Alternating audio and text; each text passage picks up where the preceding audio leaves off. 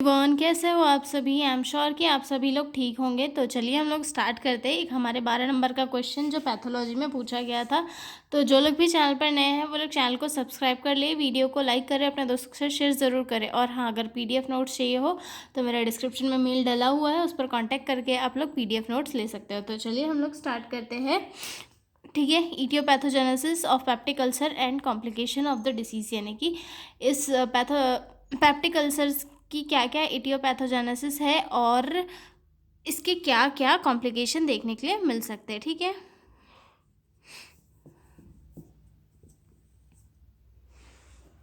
तो इटियोपैथोजेनेसिस का मीनिंग क्या होता है पहले तो ये देख लेते हैं। इटियोपैथोजेनेसिस जो वर्ड है ये दो वर्ड्स का कॉम्बिनेशन है, etiology and pathogenesis. Etiology that means कि कॉज ऑफ डिसीज़, यानी कि जो डिसीज़ है वो किस वजह से कॉज हो रही है, और पैथोजेनेसिस दैट मीन्स कि डिसीज़ जो है उसका डेवलपमेंट और उसकी प्रोसेस जो है वो कैसे हो रही है बॉडी में, मतलब बॉडी में वो कैसे कैसे प्रोग्रेस कर रहा है और कैसे कैसे बढ़ रहा है। ठीक है, तो चलिए हम लोग देखते हैं।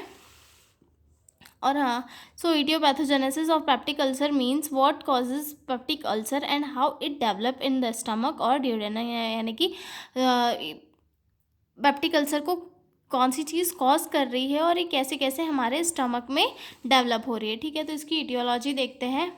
इटियोलॉजी ऑफ पेप्टिक अल्सर, इसमें फर्स्ट आता है infection with H pylori bacteria, जो सबसे कॉमन फैक्टर है पेप्टिक अल्सर को कॉज करने के लिए। ठीक है, उसके बाद रेगुलर यूज़ ऑफ पेनकिलर एनासाइड्स। एनासाइड्स जो होते हैं स्टमक की लाइनिंग को इरिटेट करते हैं और उनके इरिटेट करने की वजह से लाइनिंग जो है वो थिन होती जाती है, और थिन होती है जिसके कारण जो गैस्ट्रिक एसिड और पेप्सिन वगैरह है वो स्टमक की इनर लाइनिंग पर अटैक करते हैं और वहाँ पे वाउंड को कॉज करते हैं। ठीक है, एक्सेस स्टमक एसिड के प्रोडक्शन के कारण भी जो लाइनिंग है वो डिस्टर्ब होती है और वहाँ पर जो है अल्सर का फॉर्मेशन होने लगता है। ठीक है, स्मोकिंग भी जो गैस्ट्रिक एसिड का सिक्रेशन है उसे इंक्रीज करती है, जिसके कारण जो है लेयर, स्टमक की प्रोटेक्टिव लेयर डैमेज होती है और वहाँ पर किसी भी वाउंड का फॉर्मेशन हो जाता है। ठीक है, अल्कोहल के इंटेक से भी जो है पेशेंट की लाइनिंग डैमेज होती है और वहाँ पे वाउंड का फॉर्मेशन हो सकता है। स्ट्रेस एंड स्पाइसी फूड भी इसमें एक कंट्रीब्यूटिंग फैक्टर्स है जो पेशेंट की बॉडी में जो है पेप्टिक अल्सर कॉज कर सकते हैं। फैमिली हिस्ट्री अगर फैमिली में किसी को रहा हो तो पेशेंट को हो सकता है। ठीक है, सीरियस इलनेस और इंजरी के कारण भी जो है पेप्टिक अल्सर हो सकता है। ठीक है, एटियोलॉजी अगर आपको डिटेल में देखनी हो तो आप लोग मेरे डिस्क्रिप्शन में दिए गए वीडियो के लिंक पर जाकर डिटेल में एटियोलॉजी भी देख सकते हो। ठीक है, हम लोग देखेंगे अब pathogenesis of peptic ulcer.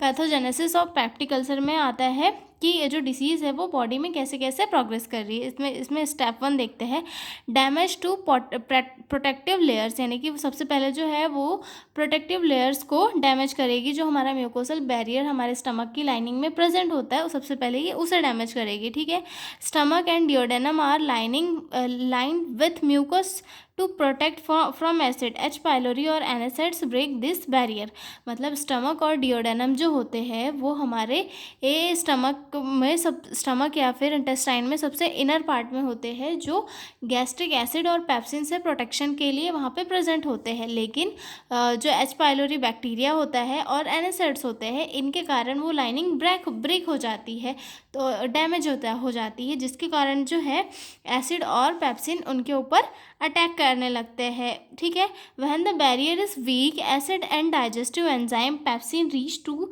The deeper tissues, यानी कि जब वो प्रोटेक्टिव लाइनिंग वीक हो जाती है तो पेप्सिन और गैस्ट्रिक एसिड जो होता है वो स्टमक की इनर लाइनिंग में घुसने लगते हैं। ठीक है, the damage cells and blood vessel starting inflammation, मतलब ये जो है होते हैं सेल के डैमेज करने लगते हैं ब्लड वेसल्स को और अंदर जो है इन्फ्लामेशन कॉज करने लगते हैं। ठीक है, inflammation and cell death cause करते हैं। इसके बाद क्या होता है थर्ड स्टेप में, इन्फ्लामेशन एंड सेल डेथ। सबसे पहले तो क्या हुआ कि इन्फेक्शन आया, एच पाइलोरी बैक्टीरिया या फिर एनासाइड्स की वजह से जो स्टमक या इंटेस्टाइन की लेयर है वो डैमेज हुई। उसके बाद गैस्ट्रिक एसिड और पेप्सिन ने डैमेज होने के बाद अंदर की स्टमक की लेयर पे क्या है अटैक किया, वहाँ उनको वीक किया और अंदर की ओर वो पेनिट्रेट होने लगे, धंसने लगे, जिसकी वजह से वहाँ पे क्या हुआ, इन्फ्लामेशन होने लगी और सेल की डेथ होने लगी। The area become red and swollen, inflammation,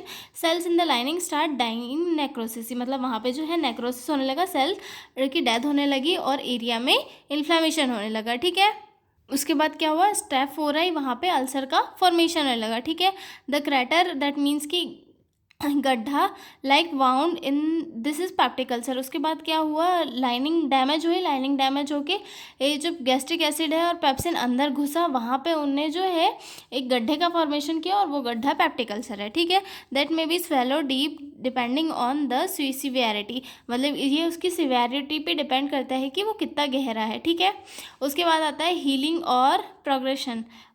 ठीक है, the body tries to heal it by forming granulation tissue if the cause remains like continue NSAIDs use or H. pylori, the ulcer grew larger or deeper, may cause scarring or bleeding, perforation if severe।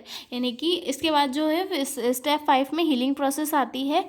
Healing process में जो होता है body खुद से उसे treat करने की कोशिश करती है, लेकिन अगर एनएसएड्स या फिर एच पाइलोरी का इन्फेक्शन बढ़ता ही है या फिर एनएसएड्स जो पेशेंट कंटिन्यू ले ही रहा है, तो उसकी वजह से क्या होता है, अल्सर अपने आप नहीं भर पाता है और वहाँ पे वो और ज़्यादा बड़ा हो जाता है, जिसकी वजह से फाइब्रोसिस देखने के लिए मिल सकता है, ब्लीडिंग देखने के लिए मिल सकती है, परफोरेशन, सीवियर पेन, ये सारी चीज़ें जो है देखने के लिए मिल सकती है। ठीक है, तो 5 स्टेप में देखा। सबसे पहले क्या हुआ, सबसे पहले इसकी पैथोजेनेसिस में क्या हुआ कि जो प्रोटेक्टिव लेयर है वो डैमेज हुई, उसके बाद एसिड और पेप्सिन ने अटैक किया, उसके बाद इन्फ्लामेशन और सेल डेथ हुई और उसके बाद जो है अल्सर का फॉर्मेशन हुआ, उसके बाद हीलिंग हुई या फिर प्रोग्रेशन हुआ। ठीक है, आई एम श्योर कि आपको ये समझ में आया होगा। मैं आपको एटियोलॉजी जो मैंने काफ़ी डिटेल में डिस्कस की है और पैथोजेनेसिस का भी एक और वीडियो मेरे चैनल पर पोस्ट हो चुका है, मैं आपको उन दोनों की लिंक जो है डिस्क्रिप्शन में दे दूँगी, आप लोग वहाँ से अगर आपको अच्छे समझना है तो आप वहाँ से चेक कर सकते हो। ठीक है, तो मिलते हैं अगले वीडियो में, तब तक के लिए बाय बाय।